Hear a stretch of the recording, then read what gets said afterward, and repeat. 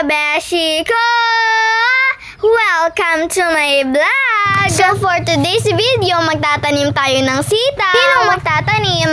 Siyempre, ang maligalig kong papa. Abay kabeshi, manonood ka galaang diyan, abay magtanim. Nag-update din po ako sa inyo pag nakalaki-laki na aring sitaw namin. Digay ka, sarap po pag may mga garning tanim. Ang pagising sa umaga, lagi mong titingnan ang iyong halaman kung lumalaki na. Mga kabeshi, magtanim na din kayo. Parang kalaki na ng laman ng balinghoy na iyan. Ay siya'y makakapanga. Ay kung makikita nyo nga po, ay napakahaba po ng katawan ng balinghoy na ari at napakataba pa. Digay ka, sarap po ng balinghoy na ari, lalo na pag nilabon. Yum, yum, yum, yum. Ay siya'y samahan nyo naman po akong tingnan ang mga tinanim ng aking ina at papa na petchay. Napakasipag rin naman ng mag-asawang ari. Si kabeshi kumakagian, kala mo hindi anak eh. Huy!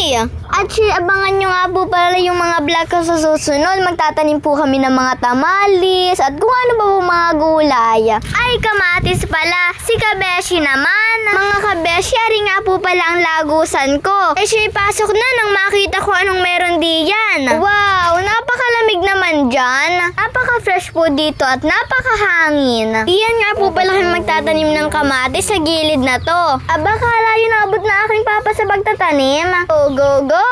Si kabeshi naman ay umuli na laang eh. Pag may tinanim, may aanihin.